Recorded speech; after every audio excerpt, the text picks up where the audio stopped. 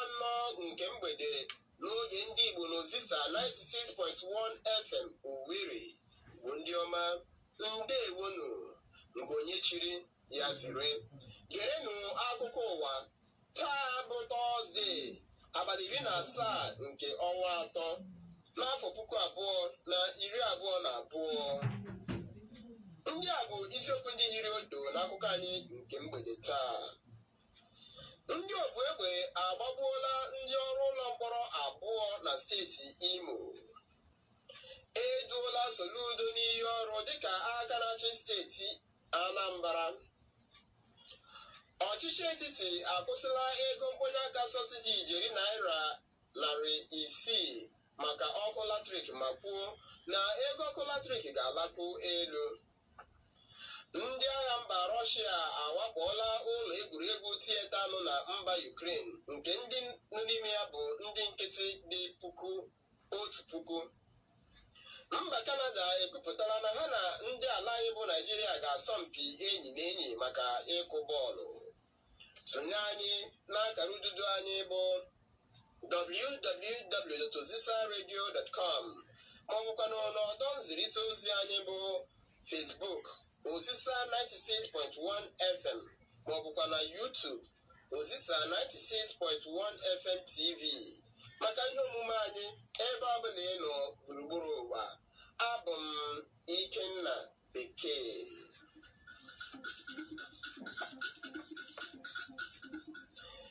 Igbo ndị ọma, ka anyị nụrụzie anụ akụkọ anyị ndị a nakwa ndị ọzọ na uju ya.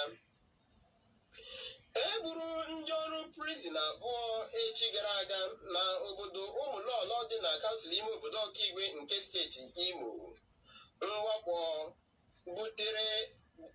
a butere ọha ndị mmadụ bi ebe ahụ obi iko n'elu dịka onye ọbụla riri mbọmbọ ka ha nụrụ ụda ogbunigwe.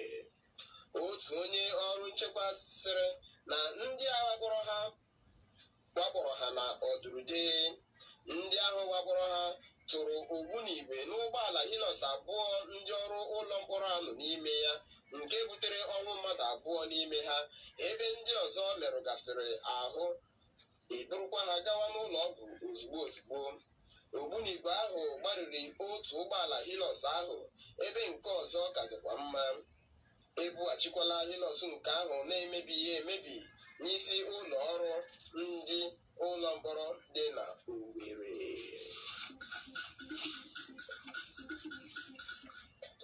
Eduola nwa amadi ahụ nwetara mmeri na ntụliaka elu maka ọkwa aka na-achị steeti Anambra bụ ọka nkụzi Chukwuma Soludo n'iyi ọrụ dịka aka na-achị steeti ha.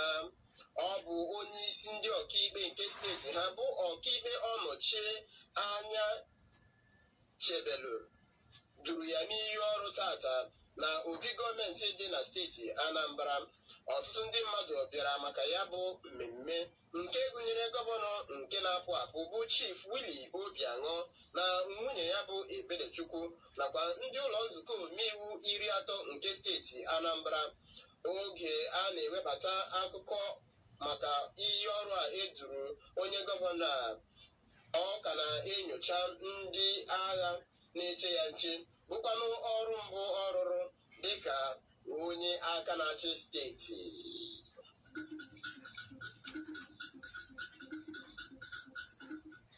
Ihe soro m chịa mere ebe a nọ na-edu ọka nkụzi Chukwuma Soludo n'iyi ọrụ dịka aka na-achị steeti Anambra, dịka nwunye gọvanọ na-apụ apụ bụ Willie Obiaṅụ bụ Ebelechukwu mara Bianca Ojukwu aka ntị chara acha oge a nọ na-eme ya bụ emume. Akụkọ kọrọ na nke a mere ozugbo educhara Soludo n'iyi ọrụ. Ndị ọbịa pụrụ iche nke gụnyere Obiaṅụ ewerechakwala oche oge nwunye Obiaṅụ garala chee n'ihu oche ebe nwunye di m Odumegwu Ojukwu nọ n'oche ma zaa ya aka ntị chara acha. Nke a mere ka ndị ọrụ nchekwa nakwa ndị oke mmadụ ndị bịara ya bụ mmemme ga-adọpụta nwunye Obiaṅụ site na ebe ahụ Bianca Ojukwu nọ, bụ onye nọ na nnukwute mgbagwoju anya maka ihe ahụ merenụ. Maka ihi ihe ahụ merenụ, a kpọpụziri nwunye Obiaṅụ ebe ahụ ebe ahụ anọ emega ya bụ mmemme. Emechaa di ya esochie ya azụ, ebe ọ bụ na ihe ahụ mere oge educhara aka na-achị steeti ọhụrụ ahụ na iyi ọrụ.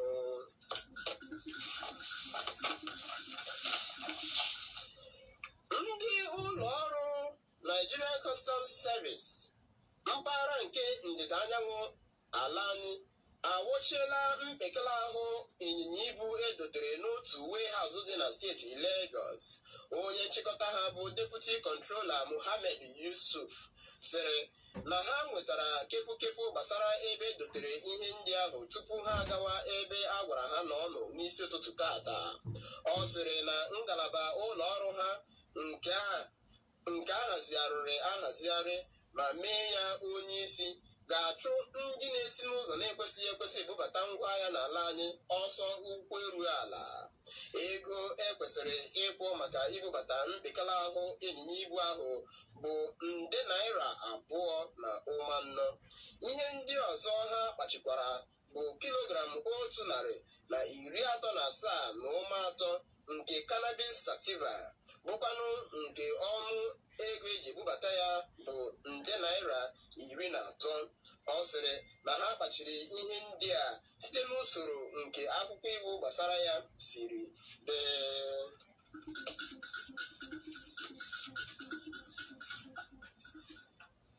Ndị uwe ojii nọ na isi ọchịchị ala anyị azọpụtala otu nwoke aha ya bụ Sani Duje, bụ onye atọrọla na Tobi Kwalita Gbagwalada dị na Abuja.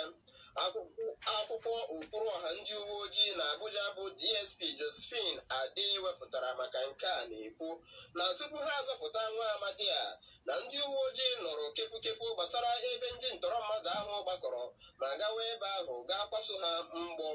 Ọ sịrị na ọ bụ site na enyemaka ndị agha nke 176 Battalion nakwa ndị vigilante ka ha jiri nwee ike ịchụ ndị omekome ahụ ọsọ ma nwụchiekwa Usman Babangida dị afọ 18 bụ otu n'ime ha. Ihe ndị a natara ha n'aka gụnyere egbe 2 nke mkpụrụ mgbọ 21 nakwa 23 nụcha n'ime ha n'otu n'otu. Enyekwala ndị agha ngwa ọgụ ndị ahụ. Akwụkwọ ahụ kwukwara na a kpọchiri onye nke ahụ egidere egide na State Criminal Investigation Department, ebe a ka na-achọkwa ndị nke ahụ gbalagara agbalaga.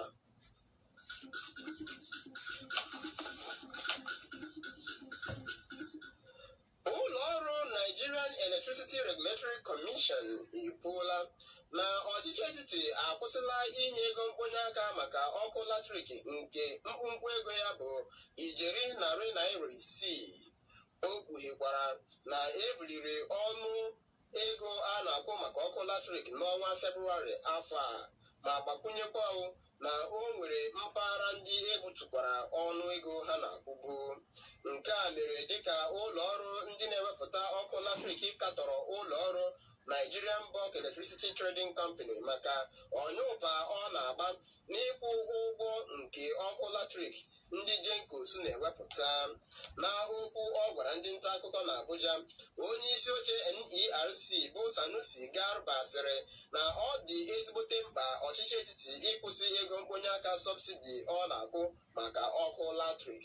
Ọ sịrị na ọrụ kọmishọn ha bụ ịkwụ ego ole ndị mmadụ kwesịrị ịbụ maka ụgwọ ọkụ iji nwee ike hazie agbata ndị mmadụ na ndị na-ekesa ọkụ latrik n'ala anyị.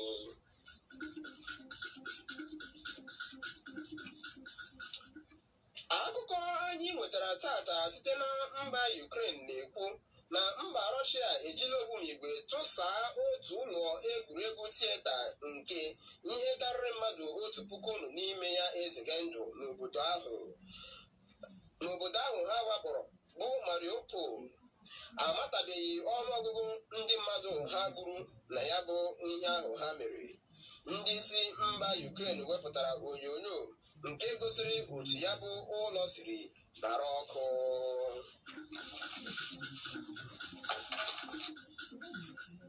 N'ikpeazụ, Mba Kanada ekwupụtala na ọ bụ n'eziokwu na ha na ndị ala Naịjirịa ga-asọmpi enyi na enyi n'ọgbọ egwuregwu bọọlụ maka iji nyekwuru ndị Naịjirịa aka na nkwado ha na-eme maka akụmbọọlụ maka iko mba ụwa. Ndị ọma, otu a ka ọ haghị n'ọnụ n'aha Chinwendu Efigadị bụ onye depụtara akụkọ a, ka m Ikenna Bekee onye tụgharịrị ma kpọrọ ga n'asụsụ Igbo ji asị imeela maka ige anyị ntị, ya gaziere gị.